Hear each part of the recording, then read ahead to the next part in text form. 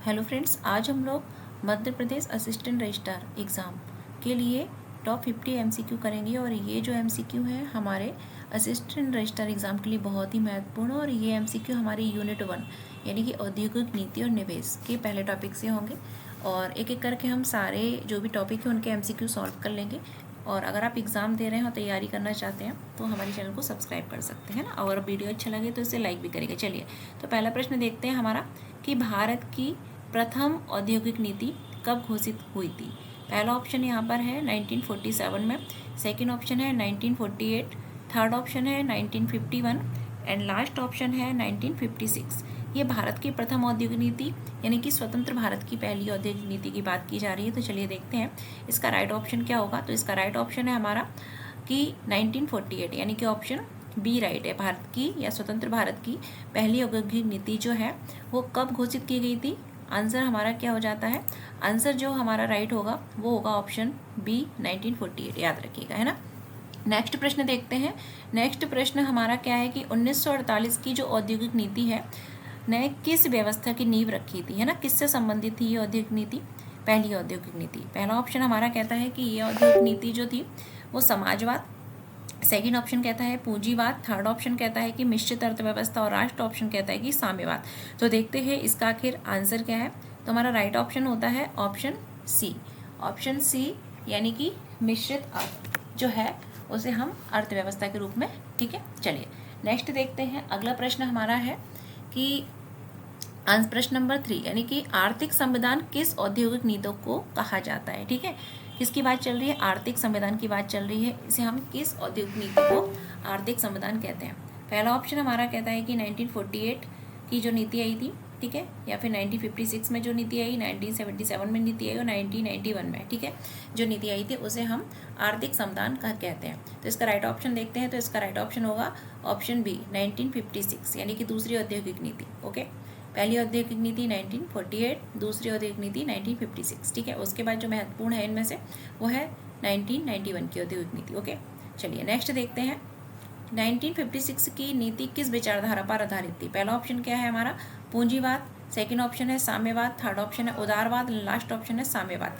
तो 1956 की जो नीति थी, ठीक है, वो किस पर आधारित थी, देखते हैं ऑप्शन क्या कहता है। तो ऑप्शन कहता है साम्यवाद, यानी कि 1956 की जो नीति थी वो किस पर आधारित थी, साम्यवाद पर आधारित थी। ऑप्शन बी राइट हो जाता है। नेक्स्ट देखते हैं अगला प्रश्न क्या है। क्वेश्चन नंबर 5 कहता है कि 1956 की नीति में उद्योगों को कितनी अनुसूचियों में बांटा गया था। पहला ऑप्शन कहता है कि 2 अनुसूचियों में, सेकंड ऑप्शन कहता है 3 अनुसूची, थर्ड ऑप्शन कहता है 4 अनुसूची एंड लास्ट ऑप्शन कहता है 5 अनुसूची। देखते हैं कि इसका आंसर क्या है। तो 1956 की जो नीति थी औद्योगिक नीति, उसमें उद्योगों को टोटल जो है ऑप्शन बी यानी कि 3 अनुसूचियों में बांटा गया था, याद रखिएगा। ओके, नेक्स्ट देखते हैं अनुसूची ए किस क्षेत्र से संबंधित है, ठीक है। पहला ऑप्शन है निजी क्षेत्र से, सार्वजनिक क्षेत्र से, संयुक्त क्षेत्र से या सहकारी क्षेत्र से। तो अनुसूची जो ए है वो किससे संबंधित है, वो है हमारा सार्वजनिक क्षेत्र से, यानी कि ऑप्शन बी राइट हो जाता है। नेक्स्ट देखते हैं अनुसूची जो सी है, ठीक है, वो किस क्षेत्र से संबंधित थी। पहला ऑप्शन है सार्वजनिक क्षेत्र से, सेकंड ऑप्शन है निजी क्षेत्र से, थर्ड ऑप्शन है संयुक्त क्षेत्र से और लास्ट ऑप्शन है विदेशी क्षेत्र से। तो याद रखिएगा जो अनुसूची सी है वो हमारी संबंधित थी जो निजी क्षेत्र से, यानी कि ऑप्शन बी राइट हो जाता है। नेक्स्ट देखते हैं अनुसूची ए में कितने उद्योग रखे गए थे। पहला ऑप्शन है 10 उद्योग, सेकंड ऑप्शन है 15 उद्योग, थर्ड ऑप्शन है 17 उद्योग एंड लास्ट ऑप्शन है 20 उद्योग। तो आइए देखते हैं इसका राइट ऑप्शन क्या होगा। तो ऑप्शन सी 17 उद्योग। नेक्स्ट प्रश्न देखते हैं, प्रश्न नंबर 9 कि सार्वजनिक क्षेत्र का सर्वाधिक विस्तार किस नीति में हुआ है। पहला ऑप्शन कहता है कि 1948 की नीति, 1956 की नीति, 1977 या 1991 की नीति। तो याद रखिएगा इसका राइट ऑप्शन होगा ऑप्शन बी 1956 की नीति। नेक्स्ट देखते हैं कमांडिंग हाइट शब्द जो है वो किसके लिए प्रयुक्त हुआ है। पहला ऑप्शन कहता है कि हमारा कमांडिंग हाइट जो शब्द है वो कृषि क्षेत्र से संबंधित है, सेकंड ऑप्शन कहता है कि निजी क्षेत्र से संबंधित है, तीसरा ऑप्शन कहता है कि सार्वजनिक क्षेत्र से संबंधित है, वही लास्ट ऑप्शन कहता है कि सर्विस जो सेक्टर है, सेवा क्षेत्र, उससे संबंधित है। तो याद रखिएगा कमोडिटी हाइट जो है वो ऑप्शन सी सार्वजनिक क्षेत्र से संबंधित है। नेक्स्ट देखते हैं अगला प्रश्न जो है वो क्या कहता है कि अगला प्रश्न कहता है कि नई औद्योगिक नीति कब लागू हुई। पहला ऑप्शन कहता है कि 1985 में, 1990 में, 1991 में या 1995 में? तो इसमें से अगर बात करें नई औद्योगिक नीति जो है 1991, ओके, तो हमारा ऑप्शन क्या हो जाएगा 1991। नेक्स्ट देखते हैं कि 1991 की नीति का मुख्य आधार क्या था? पहला ऑप्शन है हरित क्रांति, सेकंड ऑप्शन है एलपीजी, थर्ड ऑप्शन है ये लिक्विफाइड पेट्रोलियम गैस नहीं है, याद रखिएगा, है ना, लिबराइजेशन, प्राइवेटाइजेशन, ग्लोबलाइजेशन है, ठीक है। नेक्स्ट है राष्ट्रीयकरण एंड अगला है सहकारिता। तो 1991 की नीति का मुख्य आधार क्या था? ऑप्शन बी राइट होगा, एलपीजी। नेक्स्ट देखते हैं एलपीजी का पूर्ण रूप क्या है? पहला ऑप्शन है लिबराइजेशन, प्राइवेटाइजेशन एंड ग्लोबलाइजेशन, या लिबरल पब्लिक ग्रोथ, या लोकल प्राइवेट गवर्नेंस, या नन। तो इसका राइट ऑप्शन हमारा होगा जो है option A, liberalisation, privatisation and globalisation. Next देखते हैं अगला प्रश्न हमारा क्या कहता है कि उदारीकरण का अर्थ क्या है? पहला ऑप्शन है सरकारी नियंत्रण कम करना, कर को बढ़ाना, राष्ट्रीयकरण से संबंधित है, या आयात रोकने से। तो जो उदारीकरण की नीति है वो मेनली सरकारी नियंत्रण कम करने से। नेक्स्ट देखते हैं निजीकरण का अर्थ क्या है? सरकारी उद्योग को बढ़ावा देना, निजी क्षेत्र की भूमिका को बढ़ावा देना, या निर्यात को बढ़ावा देना, या आयात को रोकना। तो निजीकरण, इसका उद्देश्य मेनली क्या है? निजी क्षेत्र की भूमिका को बढ़ावा देना। नेक्स्ट प्रश्न देखते हैं, अगला प्रश्न है कि वैश्वीकरण का अर्थ क्या है? पहला ऑप्शन है कृषि का विकास करना, या विश्व अर्थव्यवस्था से जुड़ाव, या सरकारी नियंत्रण, या फिर व्यापार को रोकना। तो वैश्वीकरण का मतलब होता है, इसका अगर देखें तो विश्व की अर्थव्यवस्था से जुड़ना। ऑप्शन बी राइट हो जाता है। नेक्स्ट देखते हैं अगला प्रश्न, यानी प्रश्न नंबर 17 कि लाइसेंसिंग राज्य समाप्त जो है वो किस नीति के अंतर्गत हुआ था? पहला ऑप्शन है 1948 की नीति, 1956 की नीति, 1977 की नीति, या 1991 की नीति। तो इसका राइट ऑप्शन होगा हमारा 1991 की नीति। नेक्स्ट है कि 1991 नीति में कितने उद्योग लाइसेंस के अंतर्गत रखे गए थे, है ना, कितने उद्योग जो थे उनको लाइसेंस के अंतर्गत रखा गया था? पहला ऑप्शन है 10 उद्योग, 15 उद्योग, 18 उद्योग, या 25 उद्योग, है ना। तो 1991 में टोटल 18 उद्योग थे, वो लाइसेंस के अंतर्गत रखे गए थे। नेक्स्ट देखते हैं आर्थिक सुधार भारत में कब से लागू हुए? पहला ऑप्शन है 1980 से, 1985 से, 1991 से, या 2000 से। तो याद रखिएगा आर्थिक सुधार जो थे भारत में ऑप्शन सी 1991 से लागू किए गए। नेक्स्ट प्रश्न देखते हैं, तो हमारा जो अगला प्रश्न है वो क्या कहता है? तो अगला प्रश्न जो है हमारा कहता है कि आर्थिक सुधार लागू होने के समय प्रधानमंत्री कौन थे? ठीक है, पहला ऑप्शन कहता है कि राजीव गांधी जी, अटल बिहारी वाजपेयी जी, पीवी नरसिंह राव जी, या मोरारजी देसाई। ठीक है, तो जब आर्थिक सुधार 1991 में लागू हुए थे उस समय जो प्रधानमंत्री थे हमारे वो पीवी नरसिंह राव थे। क्या थे? ऑप्शन सी राइट हो जाता है, पीवी नरसिंह राव। ठीक है, और वित्त मंत्री जो थे वो हमारे मनमोहन सिंह जी थे। नेक्स्ट देखते हैं 1920, देखिए अगला प्रश्न ही आ गया कि 1991 में भारत के वित्त मंत्री कौन थे? पहला ऑप्शन है प्रणब मुखर्जी, मनमोहन सिंह, यशवंत सिन्हा, या पी चिदम्बरम, है ना, या चिदम्बरम लिखा है, पी चिदम्बरम भी आ सकता है। तो इसका राइट ऑप्शन हमारा क्या होगा? Option B Manmohan Singh.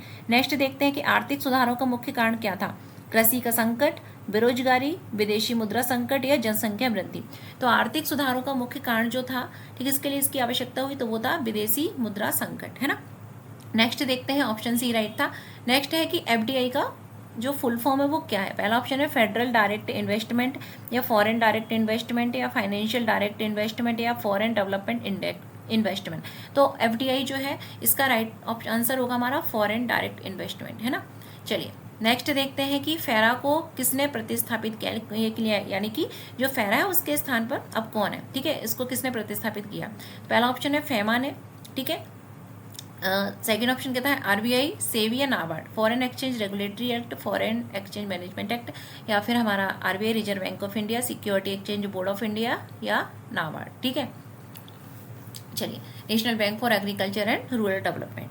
तो इसे जो है किसने प्रतिस्थापित किया? तो वो है हमारा फेमा, FEMA, फेमा। ठीक है, नेक्स्ट देखते हैं कि फेमा जो है ये कब से लागू हुआ है? 1991 से, 1995 से, 1999 से, या 2005 से। तो ये जो है 1999 से लागू है। ओके, नेक्स्ट देखते हैं फेमा किसकी जगह आया है? ये फेरा की जगह। चलिए नेक्स्ट प्रश्न देखते हैं। अगला प्रश्न है कि MRTP एक्ट का उद्देश्य क्या है? पहला ऑप्शन है कि कृषि विकास से संबंधित है, या एकाधिकार को रोकना, या बैंकिंग सुधार, या एक्सपोर्ट को बढ़ावा देना, निर्यात को बढ़ावा देना। तो MRTP जो एक्ट है इसका उद्देश्य क्या है? एकाधिकार को रोकना। ओके, नेक्स्ट प्रश्न देखते हैं। अगला प्रश्न है डिसइन्वेस्टमेंट का अर्थ क्या है? पहला ऑप्शन है निवेश बढ़ाना, सरकारी हिस्सेदारी को बेचना, या कर बढ़ाना या निजीकरण को रोकना। तो दिस इन्वेस्टमेंट जो है इसका से अगर देखें तो ये है हमारा ऑप्शन बी, सरकारी हिस्सेदारी को बेचना। ओके, चलिए नेक्स्ट देखते हैं। क्वेश्चन नंबर 28 है कि एडा यानी ठीक है जो इड्रा जो है एक्ट कब पारित हुआ था। पहला ऑप्शन है 1948 में, सेकंड ऑप्शन है 1951 में, 1956 में या 1969 में। तो इसका राइट ऑप्शन हमारा होगा 1951 में। ठीक है, नेक्स्ट देखते हैं। अगला प्रश्न है कि IFCI की स्थापना कब हुई थी। पहला ऑप्शन कहता है 1948 में हुई थी, 1951 में हुई थी, 1956 में हुई थी या 1960 में हुई थी। तो IFCI जो है इसकी स्थापना हुई थी 1948 में। ठीक है, जब याद रखिएगा 1948 में। ओके, नेक्स्ट देखते हैं कि सिडबी का संबंध किससे है। ठीक है, सिडबी जो है वो किससे संबंधित है। कृषि विकास से संबंधित है, ग्रामीण विकास से संबंधित है, लघु उद्योगों के विकास से संबंधित है या निर्यात विकास। तो इसका नाम ही है small industrial development bank of India, यानी कि लघु उद्योगी विकास होगा। ऑप्शन सी राइट हो जाता है। नेक्स्ट है 1977 की औद्योगिक नीति में किसे विशेष महत्व दिया गया था। ठीक है, तो ये भी समय समय पर औद्योगिक नीतियाँ आई गई हैं, लेकिन पहली दूसरी 1991 वाली महत्वपूर्ण हो जाती है। तो 1977 में जो औद्योगिक नीति आई थी उसमें उसमें किसे महत्व दिया गया था।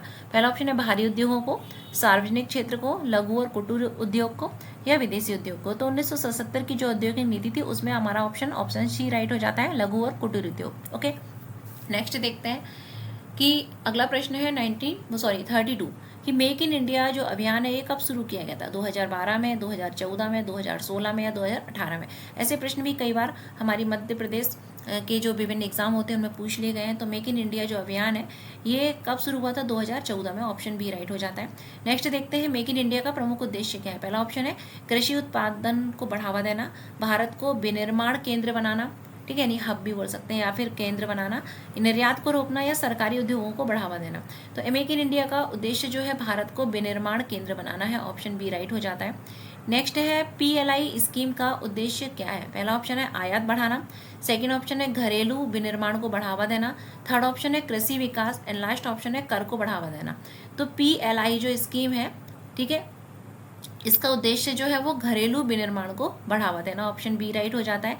नेक्स्ट देखते हैं अगला प्रश्न क्या कहता है। प्रश्न नंबर 35 कि स्टार्टअप इंडिया योजना कब शुरू की गई थी। पहला ऑप्शन है 2014 में, 2015 में, 2016 में या 2017 में। तो स्टार्टअप इंडिया योजना जो है इसकी शुरुआत ऑप्शन सी 2016 में की गई थी। याद रखिएगा, स्टार्टअप इंडिया योजना 2016, ऑप्शन सी। नेक्स्ट है सेज का फुल फॉर्म क्या है। पहला ऑप्शन है state economic zone, second option है social export zone, special economic zone या स्मॉल एक्सपोर्ट जोन। तो सेज जो है इसका राइट अगर बात करें तो हमारा ऑप्शन सी होगा, स्पेशल इकोनॉमिक जोन। याद रखिएगा। ओके, नेक्स्ट देखते हैं कि सेज एक्ट जो है वो कब लागू हुआ। 2000 में, 2005 में, 2010 में या 2014 में। तो देखते हैं ये एक्ट कब लागू हुआ। तो राइट ऑप्शन बी हो जाता है 2005। ऑप्शन बी 2005 याद रखिएगा, सेज एक्ट है ना। इसका फुल फॉर्म भी याद रखिएगा, स्पेशल इकोनॉमिक जोन। नेक्स्ट प्रश्न देखते हैं। अगला प्रश्न है प्रश्न नंबर 38 कि ईज ऑफ डूइंग जो बिजनेस जो है इसका संबंध किससे है ना। तो ईज ऑफ डूइंग बिजनेस का संबंध किससे है। कृषि सुधारों से, ठीक है, ये रिपोर्ट भी आती है। सेकंड ऑप्शन है व्यापार को सरल बनाने से, बैंकिंग सुधार से, ऑप्शन सी। लास्ट ऑप्शन है ऑप्शन डी निर्यात नियंत्रण से। तो ईज ऑफ डूइंग बिजनेस जो है इसका मेनली रिलेशन जो है ऑप्शन हमारा क्या हो जाता है, ऑप्शन बी, व्यापार को सरल बनाने से। याद रखिए, ऑप्शन बी व्यापार को सरल बनाना। नेक्स्ट देखते हैं कि नवरत्न जो कंपनियां हैं वो किस क्षेत्र से संबंधित है। पहला ऑप्शन कहता है कि निजी क्षेत्र से संबंधित है, ऑप्शन बी सहकारी क्षेत्र, ऑप्शन सी सार्वजनिक क्षेत्र उपक्रम या विदेशी कंपनियां। तो नवरत्न जो कंपनियां हैं और क्या हमारा राइट ऑप्शन क्या होगा, ऑप्शन सी सार्वजनिक क्षेत्र के उपक्रम। ओके, इससे संबंधित है।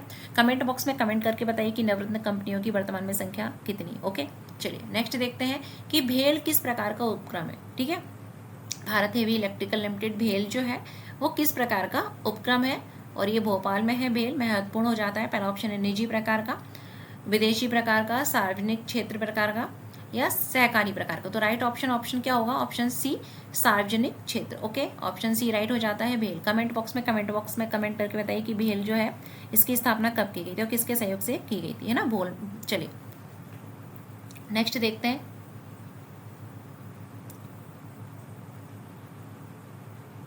इकोनॉमिक सर्वे 2025-26 के अनुसार PLI योजना कितने क्षेत्रों में लागू है। पहला ऑप्शन है 10 क्षेत्र, 12 क्षेत्र, 14 क्षेत्र, 18 क्षेत्र। तो इसका ऑप्शन ऑलरेडी पहले से ही दिख रहा है, ऑप्शन सी क्या है, 14 क्षेत्र। तो इकोनॉमिक सर्वे 2025-26 के अकॉर्डिंग, और ऐसे प्रश्न जो है लोक सेवा आयोग जो है कई बार पूछता है ना, और हो सकता है ये पूछ ले ऐसा कैसा कि इकोनॉमिक सर्वे 2025-26 के अकॉर्डिंग PLI योजना कितने क्षेत्रों में लागू है। तुम्हारा राइट ऑप्शन क्या होगा, ऑप्शन ए 10 क्षेत्र में लागू है, सॉरी ऑप्शन सी जो है गलती से निकल गया 10, ऑप्शन सी जो है वो क्या है, 14 क्षेत्र में लागू है। ठीक है, चलिए नेक्स्ट देखते हैं कि इकोनॉमिक सर्वे 2025-26 के अकॉर्डिंग MSME, ठीक है, का विनिर्माण में योगदान कितना है। पहला ऑप्शन है 20%, सेकंड ऑप्शन है 25%, थर्ड ऑप्शन है 35.4%, लास्ट ऑप्शन है 50%। तो इकोनॉमिक सर्वे 25-26 के अकॉर्डिंग बात हो रही है, MSME का विनिर्माण में योगदान कितना है। ठीक है, तो ये ऑप्शन हमारा हो जाता है 35.4%। ठीक है, याद रखिएगा। नेक्स्ट देखते हैं MSME का निर्यात में योगदान कितना है। ठीक है, 20%, 35%, 48-58% या 60%। तो राइट ऑप्शन होता है हमारा 48.58%, ऑप्शन सी राइट है। ठीक है, याद रखिएगा। ये जो है वो क्या है, MSME का विनिर्माण में योगदान इकोनॉमिक सर्वे के अकॉर्डिंग कितना है, 35.4%।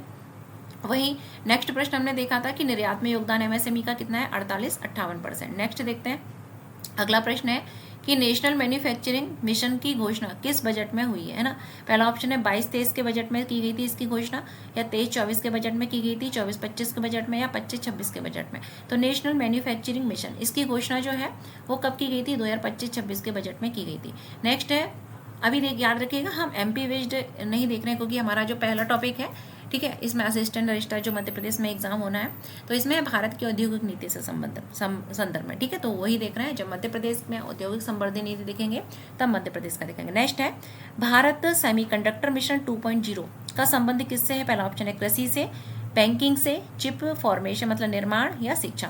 तो भारत सेमीकंडक्टर मिशन 2.0 का जो संबंध है, देखिए इसका आंसर क्या होगा। तो इसका ऑप्शन होता है हमारा कि चिप निर्माण, है ना। सेमीकंडक्टर से हम वैसे भी अगर तुक्का भी लगाते तो ऑप्शन सी ही होता है, चिप निर्माण। नेक्स्ट देखते हैं, इकोनॉमिक सर्वे 2025-26 के अकॉर्डिंग भारत का ग्लोबल इनोवेशन इंडेक्स जो रैंकिंग है वो क्या रही है। ठीक है, पहला ऑप्शन है 81, सेकंड ऑप्शन है 60, थर्ड ऑप्शन है 45, लास्ट ऑप्शन है 38। तो देखते हैं आखिर इसकी रैंक क्या रही। तो इसका रैंक है ऑप्शन डी 38 रही है। नेक्स्ट देखते हैं, अगला प्रश्न जो है हमारा क्या कहता है। अगला प्रश्न 47 कहता है कि PLI योजना का सबसे सफल क्षेत्र कौन सा है। पहला ऑप्शन कहता है वस्त्र, सेकंड ऑप्शन कहता है इलेक्ट्रॉनिक निर्माण, थर्ड ऑप्शन कहता है चीनी उद्योग, एंड लास्ट ऑप्शन कहता है कागज उद्योग। तो आइए देखते हैं PLI योजना का सबसे सफल क्षेत्र कौन सा माना गया है। तो ऑप्शन हमारा होगा बी, इलेक्ट्रॉनिक निर्माण। ओके, नेक्स्ट देखते हैं कि इकोनॉमिक सर्वे 2025-26 के अनुसार मैन्युफैक्चरिंग जो है PMI अगर बात करें, ये जनवरी 2026 में कितना था। पहला ऑप्शन है हमारा 48.2, सेकेंड ऑप्शन है 50.0, 55.4 या 60.1। तो ये जो है इकोनॉमिक सर्वे 2025-26 के अकॉर्डिंग जो है वो कितना रहा है, ऑप्शन सी 55.4 रहा है। ओके, नेक्स्ट देखते हैं PLI स्कीम का मुख्य उद्देश्य क्या है। आयात को बढ़ाना, घरेलू उत्पादन बढ़ाना, कृषि निर्यात से रिलेटेड है या निजीकरण से संबंधित है। तो PLI स्कीम जो है इसका प्रमुख उद्देश्य होगा हमारा घरेलू उत्पादन बढ़ाना। ओके, ऑप्शन बी राइट हो जाता है। नेक्स्ट और आज का अंतिम प्रश्न है हमारा कि इकोनॉमिक सर्वे 2025-26 में किस क्षेत्र को रोजगार सृजन का मुख्य स्रोत माना गया है। पहला ऑप्शन है कृषि को, MSME को, बैंकिंग को, या सेवा क्षेत्र को। इकोनॉमिक सर्वे 2025-26 की बात चल रही है कि क्षेत्र को रोजगार सृजन का प्रमुख क्षेत्र माना गया है, तो वो हमारा होगा MSME, यानी ऑप्शन बी राइट हो जाता है। तो अगर एक महत्वपूर्ण प्रश्न आपको परीक्षा की दृष्टि से लगे हो तो चैनल को सब्सक्राइब कर लीजिए, क्योंकि कल हम भारत में निवेश प्रोत्साहन योजनाएं पर टॉप 50 MCQ सॉल्व करेंगे और साथ ही मध्य प्रदेश उद्योग संवर्धन नीति पर करेंगे। ठीक है, तो वीडियो अच्छा कर लगा हो तो लाइक कर सकते हैं और चैनल को सब्सक्राइब कर सकते हैं। थैंक यू, कल मिलते हैं।